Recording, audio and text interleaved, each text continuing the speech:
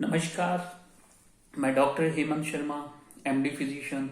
आज आपको हेनोक-शॉलिन पुरपुरा नाम की बीमारी के बारे में बताने जा रहा हूं, जिसको हम आईजीए वास्कुलाइटिस कहते हैं। और अगर किडनी में इन्वॉल्वमेंट हो तो इसे हम आईजीए नेफ्रोपैथी भी कह सकते हैं। ग्लोमेरुलोनेफ्राइटिस करता है ये। ठीक है, तो हेनोक-शॉलिन पुरपुरा इसको क्यों कहते हैं? ये स्मॉल वेसल्स वास्कुलाइटिस है। हेनोक-शॉलिन पुरपुरा एक साइंटिस्ट का नाम है जिसने ये डिफाइन किया, तो हम वो इसलिए इसको हेनोक-शॉलिन पुरपुरा कहते हैं। अब इसमें क्या होता है, वेसल्स का इन्फ्लामेशन होता है। Vasculitis, litis, itis, itis means inflammation, तो इन्फ्लामेशन होता है।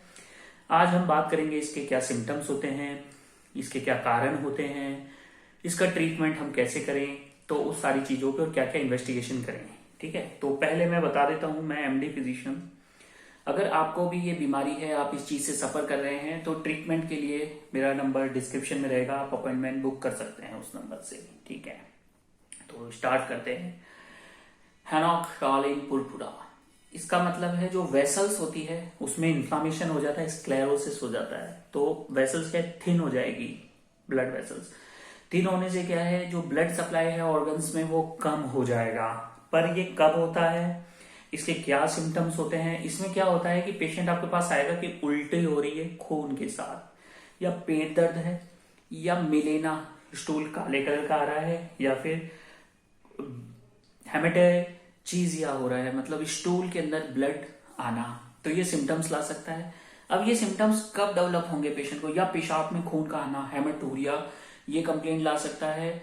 प्रोटीनूरिया, बॉडी में स्वेलिंग हो, बीपी बढ़ रहा हो, तो ये कंप्लेंट जो मेनली डेवलप होगी पेशेंट में, वो कब होती है?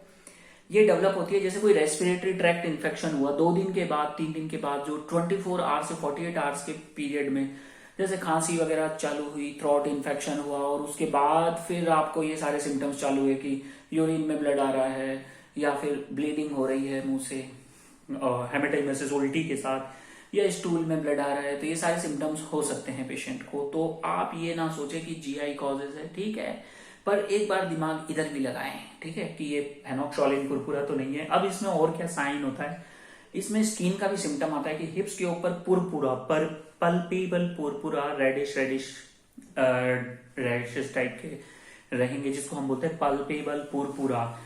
अब इसमें क्या होता है कि जितने भी ये पुरपुरा टाइप की डिजीज होती है, जिसमें ये एकाइमोसिस हो, पिटेकिया हो, ये सारी चीजें जो डेवलप होती है, उनमें प्लेटलेट लेवल कम हो जाता है। पर यहाँ पे ऐसा नहीं है। हेनोक-शॉलिन पुरपुरा में क्या होता है कि प्लेटलेट्स बढ़ता है, प्लेटलेट्स का लेवल बढ़ जाता है। ठीक है, अब इसमें क्या होता है, किडनी में आईजीए एंटीबॉडीज बढ़ने लगती है, तो हम सीरम आईजीए लेवल करा सकते हैं, तो वो काफी एलिवेटेड रहता है। दूसरा कि ये किडनी में प्रोटीनूरिया, हेमाटूरिया, उसकी वजह से हाइपरटेंशन, ऐसे सिम्टम्स लेके आता है। इडीमा बॉडी में, जीआई में मैंने बता दिया कि भाई रप्चर होगा, ब्लीडिंग वगैरह हो सकता है। और ये क्या होता है, मेनली इन्फेक्शन के बाद डेवलप होता है। बॉडी में पुरपुरा, रैशेज वगैरह आप देख सकते हैं, पाल्पेबल पुरपुरा रहेगा। तो ये सारी चीजें हैं पेशेंट के लिए। अब इसको हम इन्वेस्टिगेशन कैसे करें, डायग्नोज कैसे करें? स्किन इन्वॉल्वमेंट हो गया, किडनी इन्वॉल्वमेंट हो गया, जीआई ट्रैक्ट इन्वॉल्वमेंट हो गया, और आफ्टर रेस्पिरेटरी ट्रैक्ट इन्फेक्शन के बाद ये डेवलप हुआ। अब इसका डायग्नोसिस करने के लिए हम सीआरपी लेवल देखेंगे, वो बढ़ा हुआ रहता है, ईएसआर देखेंगे, बढ़ा हुआ रहता है, सीबीसी में डब्ल्यूबीसी वगैरह रेज्ड आएंगे पेशेंट के। उसके अलावा आईजीए सीरम लेवल कराएंगे। अब जो इसका standard gold standard diagnosis, serum creatinine वगैरह कराएंगे, यूरिया कराएंगे किडनी फंक्शन देखने के लिए, लीवर फंक्शन के लिए एलएफटी जरूरी है। और क्या होगा, पेशेंट को जोड़ों में पेन होगा, जॉइंट पेन, हाथों में दर्द, शोल्डर पेन, हर जोड़ में दर्द होना, तो ये हेनोक-शॉलिन पुरपुरा की वजह से। ये चिल्ड्रंस में भी पाया जाता है, बच्चों में, एडल्ट्स में भी देखा जाएगा।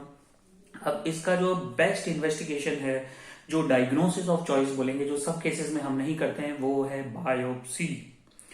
बायोप्सी, ठीक है, बायोप्सी सब केसेस में नहीं करते, मेनली ये क्लिनिकली ही बैठाया जाता है डायग्नोसिस। जैसा कि मेरे पास कई पेशेंट्स हैं हेनोक-शॉलिन पुरपुरा के, जिनको मैंने ट्रीट किया है। अब इसका ट्रीटमेंट क्या है, लॉन्ग टर्म होता है, थोड़ा लंबे समय तक इसका इलाज चलता है। प्रोग्नोसिस बहुत बढ़िया है। डायग्नोसिस मैंने बता दिया, साइन सिम्टम्स बता दिया, कैसे पहचाने ये बता दिया। ट्रीटमेंट में हम स्टीरॉइड्स देते हैं, प्रेडनिसोलोन, हाई डोज स्टीरॉइड्स, जो कि आपको प्रिवेंट करे। वास्कुलाइटिस कई तरीके के होते हैं, उनको मैं इंडिविजुअली बताऊंगा आपको, एक ही मैं सारे वस्कुलाइटिस के बारे में नहीं बताना चाह रहा, ताकि आप इंडिविजुअली समझें। तो इसमें क्या है, हम कुछ समय तक स्टीरॉइड्स देंगे, उसके बाद स्टीरॉइड्स को हमें बंद करना होता है। क्यों बंद करना होता है? क्योंकि स्टीरॉइड्स के बहुत सारे साइड इफेक्ट्स हैं, जो कि मैं अभी वीडियो में डिस्कस नहीं करना चाहता हूँ, वो अलग से टॉपिक में मैं बताऊंगा। उसके अलावा फिर हम क्या इम्यूनोसप्रेसेंट्स देंगे पेशेंट को, जैसे अजाथियोप्रिन है, मिथाइलफेनिडेट है, और भी दवाइयां हैं, मेथोट्रेक्सेट वगैरह यूज कर सकते हैं। लाइफ स्टाइल चेंजेस स्टीरॉइड्स के साइड इफेक्ट प्रिवेंट करें, धीरे धीरे करके स्टीरॉइड्स को टेपर करें, और लाइफ स्टाइल, डाइट, ये सारी चीजें हम पेशेंट को बताएं। अगर हम सोचे कि सिर्फ दवाई से ही ट्रीटमेंट होगा, तो नहीं, इसमें आपको life style, diet, meditation, exercise, बहुत सारी चीजों का जरूरत है। इमोशनल सपोर्ट, कि आप स्ट्रेस में नहीं जाएं, आपको आपकी बीमारी के बारे में पता होना चाहिए। बहुत सारी चीजें हैं जिससे आपको क्योर किया जा सकता है। अब इस बीमारी को पूछेंगे क्या ये क्योरेबल है, तो जैसा मैंने अभी बोल दिया, क्योर किया जा सकता है। 84% क्योर नहीं, हम ये कह सकते हैं कि सिम्टोमेटिक ट्रीट किया जा सकता है, मतलब पेशेंट सिम्टम फ्री रहेगा, आउटकम बहुत अच्छे आएंगे। 84% केसेस में ये ट्रीटेबल है, ठीक है। कुछ केसेस रिलैप्स होते हैं। तो जैसा कि मैंने आपको बताया, अगर आपको भी ऐसी परेशानी है और आपको लग रहा है ऐसे सिम्टम्स हैं, तो आप मेरे से कांटेक्ट कर सकते हैं। लास्ट में थैंक यू वीडियो देखने के लिए। ये चैनल आपका ही है, अगर आपको भी किसी प्रकार की कोई बीमारी है, आप उसके बारे में जानना चाहते हैं, तो मुझे कमेंट सेक्शन में जाके लिखें, मैं उसको एक्सप्लेन करूंगा। और अगर आपको अपॉइंटमेंट बुक करना है, तो नंबर पे आप डायरेक्ट कॉल ना करके पहले अपनी कंप्लेंट्स व्हाट्सएप पे लिखें, अपॉइंटमेंट बुक करें, उसके बाद मैं आपको टाइम दूंगा कि कैसे हमें कांटेक्ट करना है। थैंक यू, धन्यवाद, नमस्कार।